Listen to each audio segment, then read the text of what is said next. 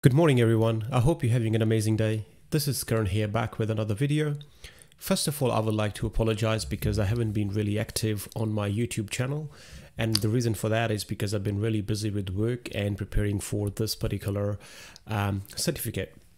But I can promise you now that I will be uploading frequently and more regularly on my YouTube channel, and you can expect different varieties of videos on my YouTube channel. Cool. So first of all, I would like to just let you know that I haven't scripted this video, so I haven't really prepared for it. But what I would do, I would love to share my views and my journey that I've been through while preparing for this exam and course. So what I would do, I've actually gathered so many questions that people have asked me on various social media channels like LinkedIn, Twitter, and all other stuff.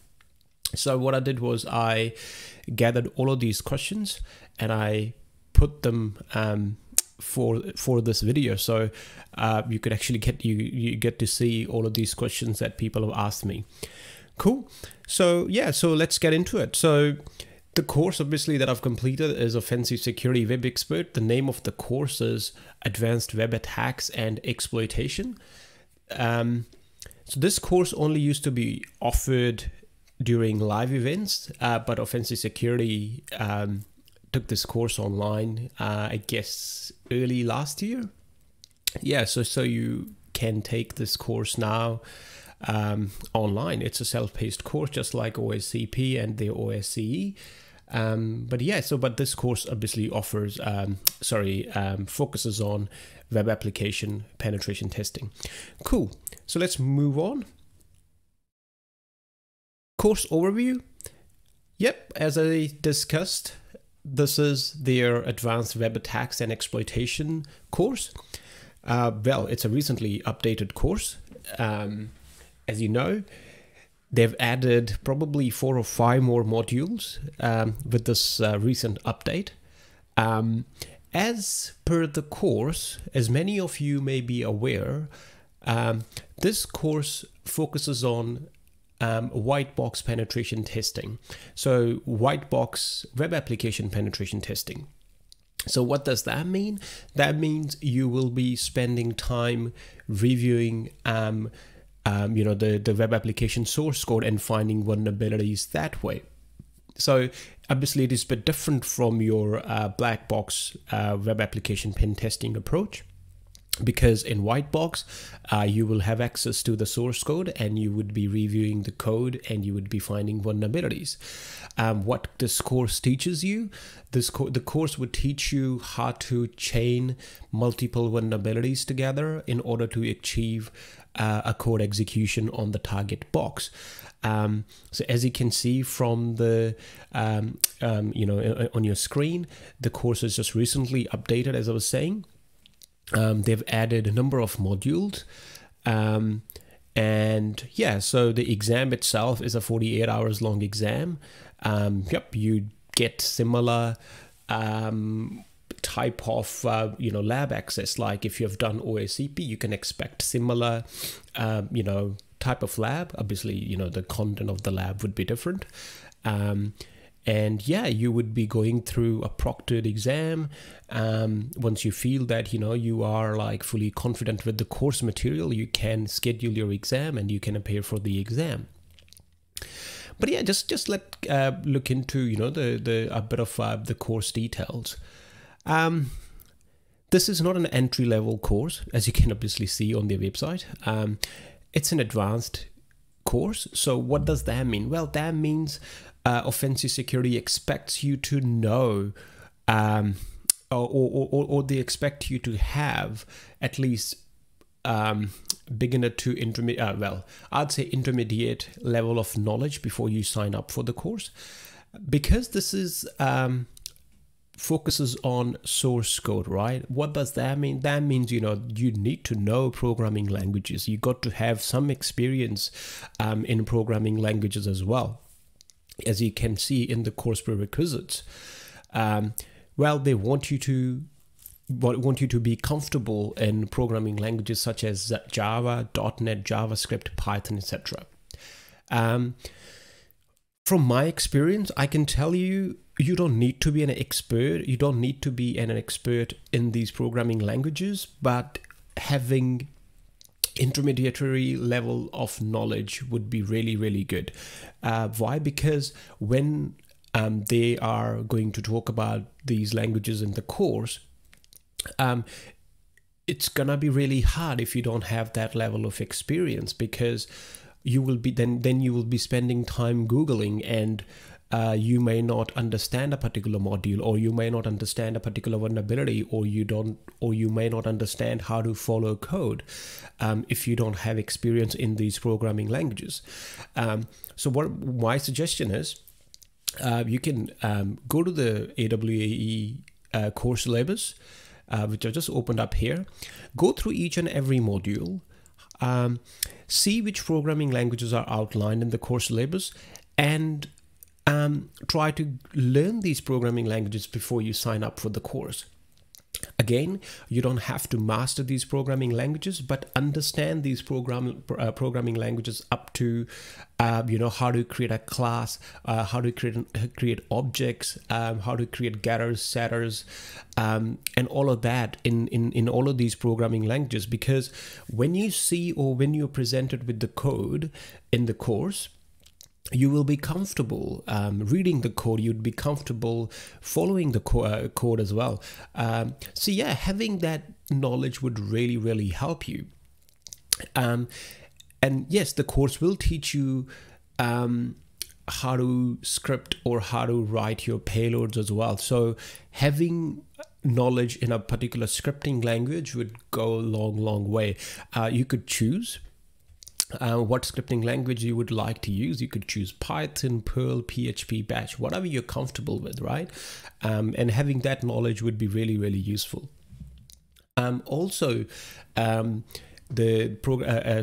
knowledge in a proxy suite like Burp Suite would be really, really good as well, because you could then see how the requests are behaving, when you're sending requests, what does it look like? When you are getting a response, how does that request look like, right? So that basic stuff would be really, really good as well.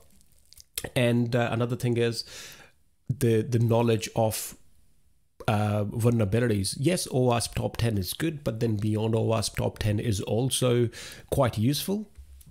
So having that knowledge before jumping into the course would be quite good as well, right? So, well, there's a long list of things that you're going to that you would be learning from the course. You will be learning, the web security tools and methodologies, how to do source code analysis, a number of programming languages.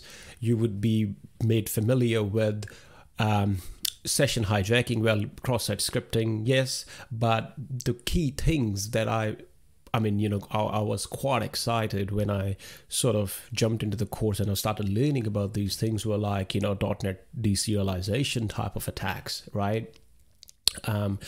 Very good and thorough explanations about blind SQL injections are covered in the course material, how you could do data exfiltration. There are a number of topics covered in regards to PHP, so vulnerability specific related to PHP language, things like type juggling, loose comparison, and they also cover magic hashes as well. Now, since the course material is updated, they have also introduced XML external entity injections, and a very, very good module in the course that covers how to achieve RCE via database functions. So the course is full on. As I said, it's not a beginner level course. So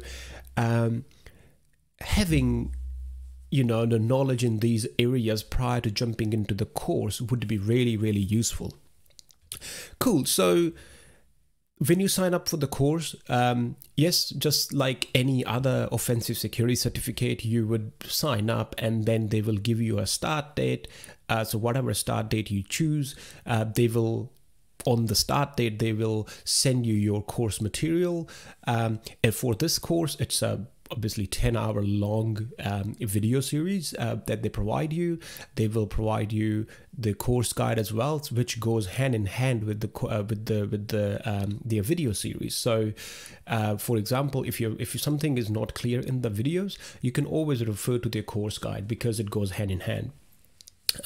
So you will get access to the private labs as usual. You will get access to the student forums where you can probably, without spoiling for others, or for probably and not spoiling it for other students, you can ask questions. And then let's talk about pricing quickly. You can sign up for the course online. The bare minimum is the 30 days lab with the one exam attempt. That would cost you $1,400 USD. But if you choose to go for 60 days, that price will be $1,600. And if you choose to go for 90 days, the price will be $1,800. The retake for the exam is $200 USD. Personally, to be honest, I actually found the lab extensions quite expensive. I mean, 30 days for 500. Well, I don't think the lab should be for $500. I think offensive security could actually do a little better for lab extensions. I think probably this is my only feedback is to offensive security about this course. Like, I mean, they could justify the lab pricing. They could just make it a little bit more affordable for students. Cool. So let's talk about the questions that people have asked me. Cool. Let me quickly open them up. Cool. So what this course is about. So I've already covered this. It's a white box web application penetration testing course. You will be reviewing source code and you'd be finding vulnerabilities. Other than that, you will be chaining multiple vulnerabilities to gain remote code execution. Question. What experience do you need prior to signing up? Well, as I said, you would need programming experience. It'd be great if you have experience in PHP, Java, JavaScript, .NET, and Python programming languages. As I said, you don't have to master these languages. Having some experience would definitely help.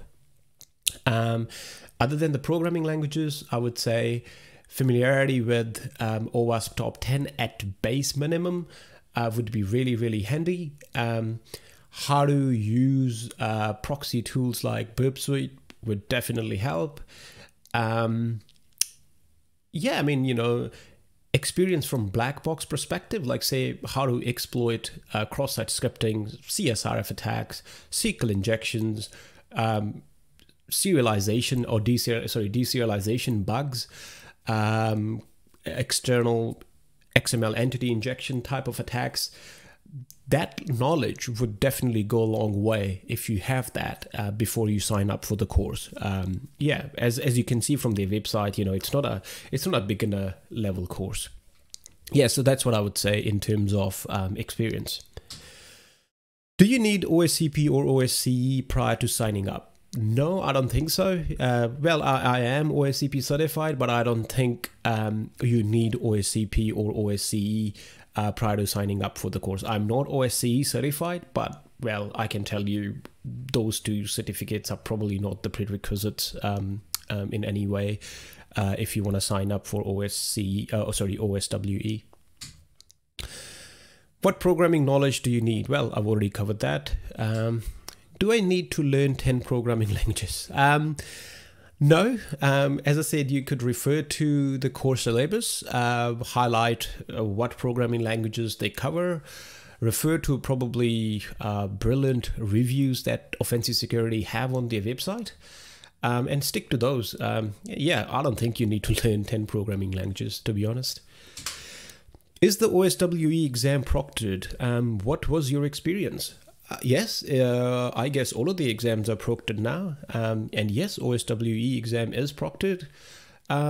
and my experience has been really good. It was quite smooth. I had no issues whatsoever. Before you start your exam, I guess you have to start your proctoring session 15 to 20 minutes before, so the proctor can go through all the ID verification process. And after that, yeah, I mean, if you want to take breaks and stuff, you just let them know, and they will, yeah, they will acknowledge that, and then they will, you know, and then you can take your breaks. You can take as many breaks as you like. All you have to do is just let your proctor know. Yeah, to be honest, I had no issues whatsoever. And after probably certain, I think probably after first hour, you don't even notice that you know, someone is watching you and all of that. And my experience has been really good. Will the course be sufficient to pass the exam? Yes, I think so. To be honest, I think you still need to put a little bit extra effort. What I mean by that is, yes, you can go through all the course a little bit. I mean, you know, all the course. I would recommend like probably looking at downloading some open source software. And when I say software, or you could actually download, what I did was actually I downloaded OWASP Juice Shop, and I did my code review on that after I finished my lab time. And that's how I was practicing my code review skills. So I guess, yes, you can, other than course material, you could probably refer to things like these. And yes, I think you probably look at how you can improve your vulnerability discovery technique, because that's going to go a long way in the exam, because you are in a time-boxed environment, because you've got 48 hours to do your exam. You gotta spend lots and lots of time to find vulnerability. So obviously, by the time you take your exam, the expectations is that you have sort of polished your vulnerability discovery methodology. And how do you do that? Well, you do that by keep on practicing vulnerability discovery, not just by relying on the course material, but also perhaps looking at other buggy web applications. There are heaps of you know, projects like vulnerable web applications available on OWASP's website. You can, you know, feel free to download those and practice your code review skills, I'd say. Do you need to be a developer to sign up? No, I'm not a developer. I didn't have a development background, but I learned these programming languages before I signed up for the course. Well, I kind of knew Python before. I sort of knew Java a little bit. And yeah, I don't think you need to be a developer, but having development knowledge, having knowledge in the programming languages that they cover in the course would definitely be a big plus. Should I upgrade to the new AWAE version 2020? Yes, you should. Well, I think they haven't changed the price for their new update. So they're also offering the new update to the existing students for 99 USD. I think they, when I say existing, that means the students who have probably completed their courses or probably finished their labs or passed the exams. They are offering them this upgrade for $99. But I guess you could easily find that out from Offensive Security. But in terms of whether you should do it, I would say yes, because they've introduced new machines and they've introduced new course modules as well. What will you learn from this course? Well, lots of things. First of all, you would learn how to do code review, because it's a white box web application pen testing course. So you would definitely learn heaps of skills in terms of how to do code review. In terms of code review, I guess you will get comfortable reviewing large code base as well, because course covers a number of techniques around how to do that. Well, you would learn, how to chain multiple bugs as well, to achieve code execution. And then here's a whole list of things that they are covering in the course, and what you will learn. Things like, this vulnerability in the course module was quite good. I mean, the explanation of the .NET deserialization vulnerability in the course was awesome, because I knew how to exploit deserialization bugs, but when you learn that at the code level, when you follow the code, when you get to the vulnerable code, and then you exploit that vulnerability, I mean, that's a different feeling, because you're not going completely from the black box perspective, right? Now you understand how the vulnerability looks like from the code side of things, right? So your knowledge, you get a deeper knowledge into these issues.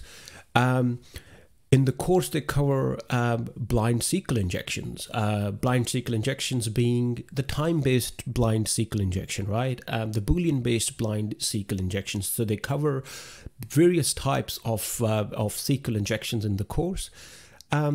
And they teach you so many things. I mean, you would learn things that you probably never imagined that's possible. Yeah, I mean, the PostgreSQL. So obviously, in order to exploit these things, you got to have some knowledge or background into these things as well. So they do cover PostgreSQL as well. They cover your regular MySQL and other databases. So yeah, see, you will learn heaps of things. And the key learning as well, like, not to forget it, is like how to script your attacks, how to automate your attacks as well. That's a big focus of the course as well. So you would learn heaps of things around how to script your payloads, how to automate your attacks and stuff like that. That would be, that's definitely a very, very big learning curve as well in the course. Okay, what's next? How much lab time do I need? Well, I signed up for 60 days. And again, it's entirely up to your skills. I mean, if you are a beginner, then you probably need to spend more time in the lab by practicing all the lab machines. If you are already an expert and you do like source code review as your day job, then perhaps you only need 30 days, right? Well, this all comes down to your skills, to be honest. I would say probably go for 30 or 60 days to begin with. If you need more, then you can always sign up for more lab time. Are OSWE labs are like OSCP? No, because they are two different courses. But the way they deliver the labs to you are exactly the same way as they are in OSCP. Like you can still go to your control panel, you can still revert to your boxes. It's still a shared environment as far as I'm aware. But in terms of content, obviously these are completely two different courses, so the content will be different. Yeah. Is the OSWE exam hard? Well, it's offensive security on the other side, right? What can you expect? That's all I can say. Yes, the exam is hard. 48 hours exam. Then it's 24 hours for you to write your report and pass it on to offensive security for them to grade it. But yes, the exam is hard. How many machines are in the exam? Try harder. What did you do to prepare for the exam? Well, first of all, I made sure that, okay, I read the course manual, like the PDF, probably 3 or 4 times before my exam. I took the note. I mean, I took heaps of notes, to be honest. I forgot to mention, I actually passed my exam on the 2nd attempt, so I didn't do things well in my first attempt. I sort of knew where I lacked. And then again, in order to prepare for my 2nd attempt, then I just went through the course material again, practiced more in the labs, refined my vulnerability discovery methodology, sort of like, you know, and took heaps of notes again by going through the PDF. But in terms of preparation, I would say make sure that you have like at least 2 monitors, right? Because that will make life so much easier for you. Have a comfortable chair because you are gonna do lots and lots of sitting. So having a comfortable chair will definitely help. Have a backup laptop. Make sure, you know, you have a backup laptop because things could go wrong. So having a backup machine would definitely help. Make sure your internet is good. I mean, you know, decent speed. So you don't have any issues with proctoring or like, you know, with the exam VPN. Normally you wouldn't, but just you know, make sure that you have a decent internet speed. What else? My suggestion is when you're doing the exam, read the exam guide very, very carefully. Okay, that's all I can say. Just read it from top to bottom. What else? Make sure you have enough coffee. You take lots and lots of breaks. Don't forget to don't forget to take breaks. Don't forget to like go out for like and get some fresh air here and there. Don't spend like, you know, too much time on a single target. You know, mix things up a bit. What else? Yeah, I mean, go through the course material, take heaps of notes while you're doing the labs. Do extra miles. Yes, I forgot. Do extra miles in the course. Probably not all of them, but I'll just say like to get more practice out of your course labs. Yeah, do the extra miles. Yes, that's another thing. And don't just rush to like, you know, rush for your exam. My recommendation is like spend decent amount of time in the labs, and once you are comfortable with your techniques, with your methodology and all of that, that's because you would know that you are ready for the exam, right?